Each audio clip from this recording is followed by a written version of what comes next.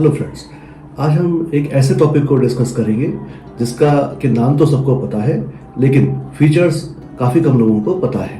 आज का टॉपिक है नेशनल पेंशन स्कीम, जिसको हम शॉर्ट में एनपीएस भी बोलते हैं। आज हम एनपीएस स्कीम्स के फीचर बहुत ही सिंपल लैंग्वेज में डिस्कस करेंगे, जिससे कि हम सभी को इसके बारे में और पता चल सके। दोस्तों, आज का टॉपिक बहुत ही इम्पोर्टेंट है, इसलिए इस वीडियो को लास्ट तक देखिए और वीडियो को लाइक और शेयर कीजिए। अगर हमारे चैनल को अभी तक सब्सक्राइब नहीं किया है तो प्लीज सब्सक्राइब कर दीजिए। आइए शुरू करते हैं। नेशनल पेंशन फंड एनपीएस एक वॉलंटरी कंट्रीब्यूशन स्कीम है जिसको सेंट्रल गवर्नमेंट और पेंशन रेगुलेटरी अथॉरिटी मैनेज करती है। सेंट्रल गवर्नमेंट इस स्कीम को पब्लिक और प्राइवेट सेक्टर के एम्प्लॉयज के लिए लेकर आई थी, जो कि सभी इंडियन सिटीजन्स के लिए खुली हुई है। हम इस पेंशन स्कीम में रिटायरमेंट की एज तक एक रेगुलर इंटरवल पर पैसे इन्वेस्ट करते हैं। रिटायरमेंट की एज के बाद जो भी कॉर्पस इकट्ठा होता है उसका एक परसेंटेज आप लमसम विड्रॉ कर सकते हैं और बाकी के कॉर्पस का एक एनओटी बन जाता है। एनओटी यानी कि आपको एक मंथली पेंशन मिलनी शुरू हो जाती है रिटायरमेंट के बाद। ये स्कीम उन लोगों के लिए जिनके लिए कोई पेंशन नहीं मिलती, जैसे प्राइवेट सेक्टर एम्प्लॉयज या प्राइवेट लोगों के लिए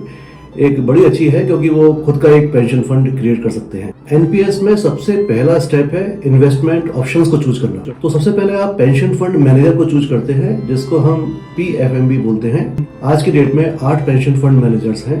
आप इन फंड्स मैनेजर्स में से पास्ट हिस्ट्री के बेस पर एक फंड मैनेजर चूज कर सकते हैं। इसके बाद आपको इन्वेस्टमेंट ऑप्शन डिसाइड करना होता है। एनपीएस आपको 2 चॉइस प्रोवाइड करता है, एक्टिव इन्वेस्टमेंट चॉइस और auto choice. Active investment choice में आप अपनी प्रेफरेंस के बेस पर एसेट क्लास को सिलेक्ट कर सकते हैं और इन्वेस्टमेंट स्टार्ट कर सकते हैं। एनपीएस में 4 एसेट क्लास होती है। एसेट क्लास ई, जो कि इक्विटी और रिलेटेड इंस्ट्रूमेंट के लिए है। एसेट क्लास सी, जो कि कॉर्पोरेट बॉन्ड और रिलेटेड इंस्ट्रूमेंट के लिए है। एसेट क्लास जी, जो कि गवर्नमेंट बॉन्ड्स और रिलेटेड इंस्ट्रूमेंट के लिए है। एसेट क्लास ए, ऑल्टरनेट इन्वेस्टमेंट फंड्स जैसे आरईआईटी एक्सेट्रा। सब्सक्राइबर्स अपनी एज और रिस्क एपेटाइट के अकॉर्डिंग इन्वेस्टमेंट ऑप्शंस चूज कर सकते हैं। दूसरी चॉइस है ऑटो चॉइस। ऑटो चॉइस में इन्वेस्टमेंट ऑटोमेटिकली एग्रेसिव, मॉडरेट या कंजर्वेटिव स्कीम्स में इन्वेस्टमेंट होता रहता है। अब आते हैं कि एनपीएस में हम कितने अकाउंट खोल सकते हैं। एनपीएस में आप 2 अकाउंट खोल सकते हैं, टीयर 1 एंड टीयर 2। अब टीयर 1 और टीयर 2 में क्या डिफरेंस है उसको डिस्कस करेंगे। एक्चुअली टीयर 1 पेंशन अकाउंट है जिसमें कि आपको टैक्स बेनिफिट भी मिलता है। टीयर 2 अकाउंट ऑप्शनल होता है, जो कि इन्वेस्टमेंट अकाउंट है जिसमें आपको कोई टैक्स बेनिफिट नहीं मिलता। टीयर 1 अकाउंट के लिए minimum contribution 1000 rupees per annum है और टीयर 2 अकाउंट के लिए निल है। 18 से 70 साल की एज के इंडियन सिटीजन्स एनपीएस अकाउंट में रजिस्टर कर सकते हैं। टीयर 1 अकाउंट में आपको आपके इन्वेस्टमेंट पर टैक्स बेनिफिट मिलता है।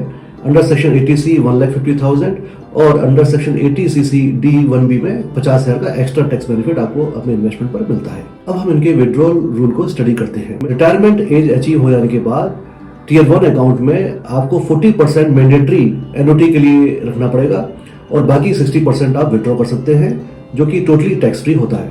टीयर 2 अकाउंट में आप कभी भी विड्रॉ कर सकते हैं और वो उस अमाउंट के ऊपर टैक्स लगता है। सबसे बड़ा पॉइंट माइंड में आता है कि रिटायरमेंट एज के बाद अगर हमारी डेथ हो जाती है तो जो कॉर्पस है उसका क्या होगा। इस केस में डेथ के बाद जो भी अमाउंट आपके कॉर्पस में पड़ा होता है वो अमाउंट आपके नॉमिनी को मिल जाता है। तो जब तक व्यक्ति जिंदा रहता है उसको पेंशन मिलती है और डेथ के बाद जो भी कॉर्पस बचता है वो नॉमिनी को मिल जाता है। आप एनपीएस में 8 to 10% रिटर्न एक्सपेक्ट कर सकते हैं और खुद का पेंशन फंड क्रिएट कर सकते हैं। इसलिए बेटर है कि टीयर 1 अकाउंट में अपनी रिस्क एपेटाइट के अकॉर्डिंग इन्वेस्टमेंट ऑप्शन चूज करके एक पेंशन फंड क्रिएट कीजिए और रिटायरमेंट के बाद पेंशन लीजिए। इस टॉपिक के बारे में अगर आपका कोई भी क्वेश्चन है तो आप कमेंट सेक्शन में पूछ सकते हैं। हैप्पी